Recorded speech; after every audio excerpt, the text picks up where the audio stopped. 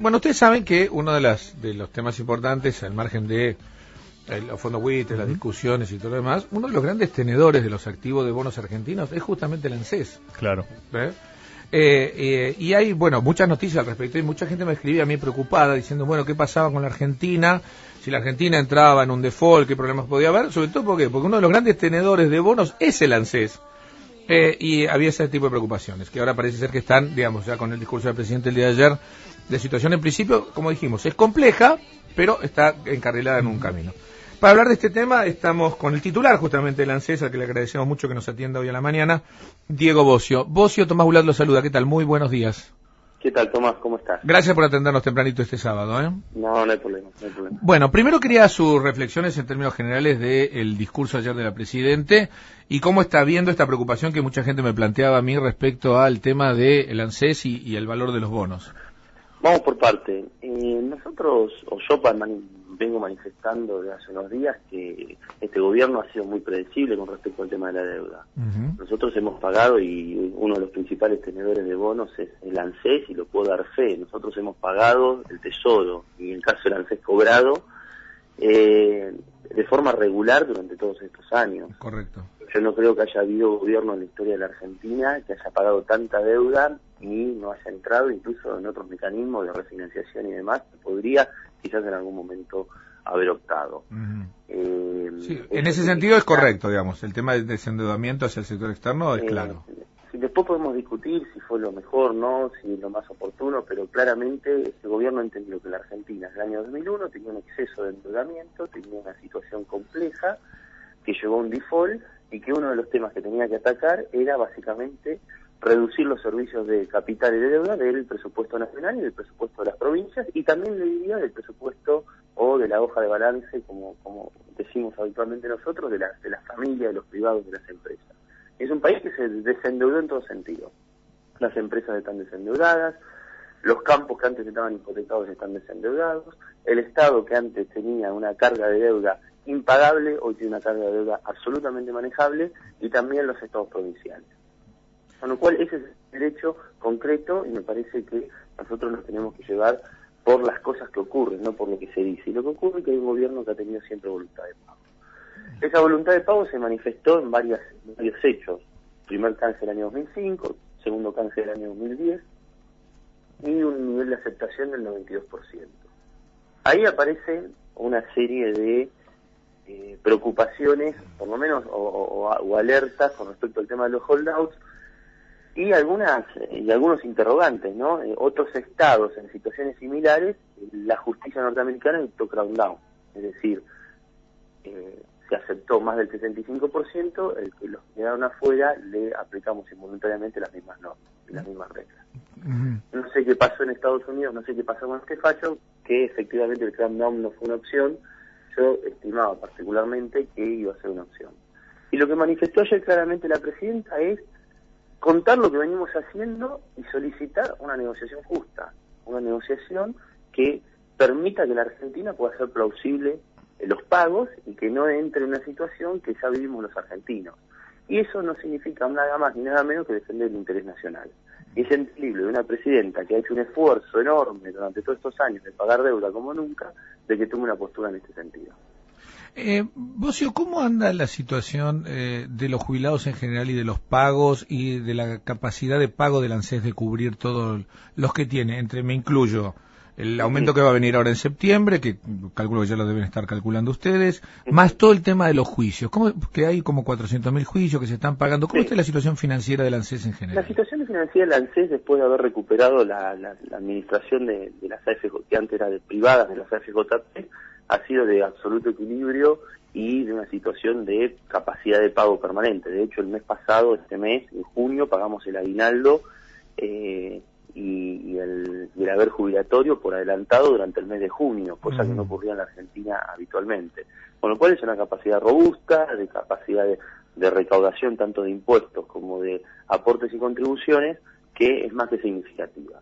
Si usted me pregunta en perspectiva, hay un gran desafío en la Argentina, que básicamente incrementar la base de personas que aportan al sistema de seguridad social. Es decir, más trabajo en blanco, más trabajo registrado, asociado a una democracia más fuerte, y en el marco de una democracia más fuerte, también el aporte al sistema de seguridad social. Y en ese sentido hay una responsabilidad del Estado. Hemos enviado una ley al Congreso para reducir y para facilitar los aportes y contribuciones en materia, sobre todo las pequeñas y microempresas. De todos modos, también hay una parte que es cultural y que tiene que ver con esa cultura que nunca que no termina de arraigarse en la Argentina, que es la cultura tributaria y que es necesaria para convivir mejor en esta democracia. Pero la ANSES funciona bien, tiene capacidad de pago, tiene capacidad de incorporar recursos, tiene 10 millones de aportantes, el 60% de nuestros ingresos lo aportan los trabajadores, el 40% restante lo aportan los impuestos, y la dinámica ha sido, sobre todo en estos últimos meses, ha sido buena. En septiembre tenemos un nuevo índice, se calcula a mitad de agosto, con lo cual todavía no tenemos los datos. Sí, entendemos de que 2 veces al año la actualización de las jubilaciones han dado buenos resultados en estos años, y también entendemos que es sustentable el sistema. Así que funciona bien, la verdad. Si uno lo mira de la perspectiva de los años de historia, en donde el sistema estaba quebrado, donde no tenía capacidad de pago, donde estaban la mitad de los argentinos jubilados, se ha dado un avance notable. Ahora, el tema de los juicios no son 400.000, primer punto, son 280.000 juicios de reajuste de haberes, se está pagando como nunca, estamos pagando este año, vamos a pagar entre 6.500 y 7.000 millones de pesos de retroactivos, son unos 45.000 juicios. Ajá. Muchos de esos juicios no corresponden, es decir, el jubilado inicia el juicio, pasa todo el proceso judicial, va al proceso de liquidación y resulta que no tiene ninguna modificación del haber y correspondientemente el retroactivo. Esto es por la industria del juicio, total es gratis, el juicio del Estado, después vemos. Claro. Más o menos eso es el 25% y el resto se está pagando con la complejidad que existe. Yo el otro día en el Congreso de la Nación hacía referencia al respecto. El 43% de los juicios tiene un componente que se llama Sánchez. Sánchez fue un fallo del año 2005, producto que a un jubilado no se le había actualizado las jubilaciones entre el 91 y el 95. Bueno, yo iba a 6º grado, Tomás. Claro. Con lo cual, el proceso y la originación y el descalabro que hubo en la Argentina tuvo un costo, y ese costo nos estamos haciendo cargo, y nos estamos haciendo cargo de manera paulatina, porque si vos me preguntás, ¿podés hacerlo de uno, one shot, como dirías vos? No lo puedo, no están los recursos, no sé si soy claro. Es correcto. No están los recursos para pagar los retroactivos, no están los recursos para... Me parece que hemos optado por la gradualidad y una solución que va a ser definitiva dentro de unos años, cuando la ley de movilidad, que generalizó todos los cálculos de los haberes y todas las movilidades, tenga ya entre 8 y 10 años de vigencia, ¿no? Vos, 2 cuestiones que a la gente le preocupa. La primera es que el aumento de la jubilación del 11% de marzo, que fue en relación a lo que sucedió entre julio y septiembre, en realidad quedó corto con el tema de la inflación, por el salto que hubo, y muchos jubilados como que quedaron cortos con ese tema. Esto quiero saber, uno, si le preocupa y si hay alguna forma de modificarlo o si está pensando en alguna estrategia. Y número dos, así ya le hacemos las 2 preguntas. Sí. Esta incorporación de nuevo que anunció la Presidenta el otro día, la posibilidad de otra vez otra moratoria para los jubilados, hay contradicciones. Hay mucha gente que se queja, que dice que gente que nunca aportó esté jubilándose, mientras que hay gente que aportó durante toda su vida y está recibiendo la mínima. Quería las 2 opiniones al respecto. Bueno, la primera es que el aumento, como vos bien dijiste, tiene que ver con lo que pasó en la última etapa del año pasado, y la verdad que la movilidad jubilatoria ha funcionado bien. Y si uno analiza el índice de movilidad jubilatoria acumulado desde que se aplicó el índice hasta hoy, no hubo mejor comportamiento de los salarios o de los haberes que el que tuvieron los jubilados. Lo comparás con quien quieras compararlo, el índice Congreso, el índice más opositor, los mejores paritarias. La verdad que ha sido un índice que ha dado muy buenos resultados por la naturaleza y la lógica del propio índice. Con lo cual, nosotros vamos a seguir cumpliendo la ley. Me parece que si de 16 aumentos se ganan en 15 y en 1 no se tiene la performance que se tenía, bueno, hay que esperar el próximo aumento que evidentemente irá acomodando las cosas. Eso por un lado. Okay. Y por otro lado, con respecto a ese tema, hay una percepción por parte de gran parte de la sociedad de que son jubilados truchos. Che, estos tipos no aportaron nunca. Exactamente. 2 o 3 cosas. Primero, cuando uno mira los 3.200.000 jubilados que optaron por la moratoria, de los cuales hoy hay 2.700.000 activos, es decir, que cobran permanentemente, el resto fallecieron básicamente, producto del propio sistema, tienen en promedio 12 años de aporte, es decir, en algún momento habían aportado, en algún momento habían tenido regularidad de aportes. Y después, por las razones que ya todos conocemos en la Argentina, recordemos que hubo durante los 90 récord de informalidad y récord de desempleo, evidentemente los argentinos dejaron de aportar al sistema de seguridad social y de protección social. Y eso no significa que dejaron de trabajar o que dejaron de hacer sus actividades. Muchas veces lo hacían desde la informalidad, porque la gente se la rebusca, es decir, necesita trabajar, hacer alguna actividad para comer, para vivir, para mantener la familia. Esto lo sabemos todos. Sí. Así que me parece que lo que hace el Estado en la primera moratoria, y hoy lo está cerrando, es reconocer una situación que se vivió en la Argentina, en donde muchas veces, no por la razón propia de la propia experiencia particular, sino por el contexto, que creo que los argentinos no se pudieran jubilar. Entonces aparece la moratoria. El segundo dato que le doy es, no, pero si pones la moratoria se reducen los niveles de aporte. En el año 2005 había 2,5 millones menos de aportantes que ahora. Con lo cual no hay ningún dato que si uno muestra... O sea, digo, la incorporación de estos jubilados no impide, no complica que subirían la jubilación. Mucha gente piensa que en realidad, si entraran menos jubilados, la jubilación sería más alta. No, primero en el índice de movilidad no afecta porque está explícitamente marcado por la ley y las resoluciones que los jubilados por moratorias no forman parte del índice de movilidad jubilatoria. Ajá. Okay. Entonces eso fue establecido por ley y establecido por resolución. Con lo cual, para el cálculo del haber de la movilidad jubilatoria se utilizan los jubilados que tienen plenitud en los aportes. Otro dato, el haber medio de un jubilado que tiene 30 años de aporte, que tiene los aportes completos que exige la ley, es el doble en promedio, estoy hablando, sí.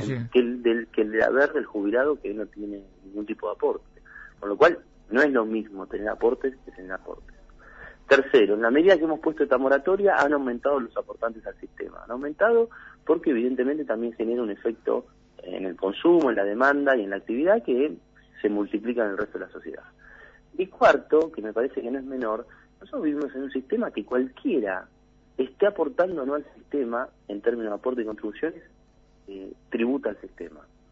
Si yo les cuento que de cada 10 pesos que entran al ANSES, 4 entran por impuestos y 6 por aportes y contribuciones, una persona que trabaja informalmente, que no aporta al sistema de seguridad social, pero que compra en un supermercado una gaseosa, le emiten un ticket, una partecita de ese impuesto que pagó en ese supermercado va al ANSES. Con lo cual, también es justo que tengamos en cuenta aquellas familias que contribuyen, o aquellos argentinos que contribuyen de una manera indirecta al sistema. Evidentemente nosotros tenemos que ir, para mí esta tiene que ser la última moratoria, nosotros tenemos que llegar a la universalidad jubilatoria, me parece que es un hecho de justicia social, es un hecho de que cambia la dinámica y además es un tema económico, ¿no? Porque genera un aumento de la demanda, estas familias hoy no tienen ingresos.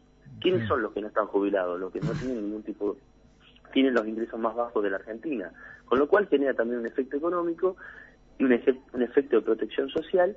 Y por último, y que creo que además que los argentinos nos tenemos que hacer cargo de ese sector de la sociedad que muchas veces está desprotegido, que no puede conseguir trabajo, que no tiene un ingreso permanente, la pasa mal, digamos.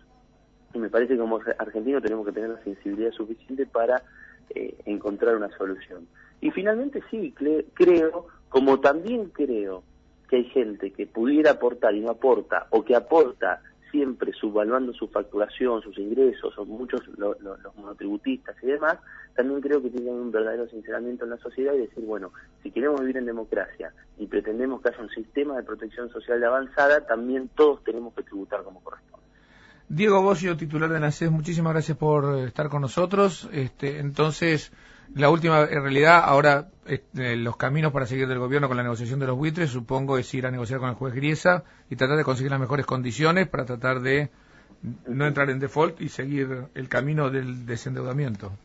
Sí, y dar un mensaje de tranquilidad a la sociedad. Nosotros, la única verdad es la realidad, que formamos parte de ese espacio político, sabemos que este es un gobierno que hemos sido muy predecible en términos de pago de deuda y en pagos de y en resolución de conflictos. Claro que lo hacemos a nuestra manera, claro que lo hacemos tratando de negociar de la mejor manera para los argentinos y de encontrar la mejor manera de darle, en definitiva lo que estamos discutiendo, y vos muy bien lo sabés, Tomás, es los impuestos futuros de los próximos años, y lo que estamos tratando es que los argentinos tengan menor carga tributaria, o que esa carga tributaria se pueda utilizar para cuestiones en la Argentina. Bueno, hay que honrar los compromisos, pero también hay que cuidar los intereses nuestros.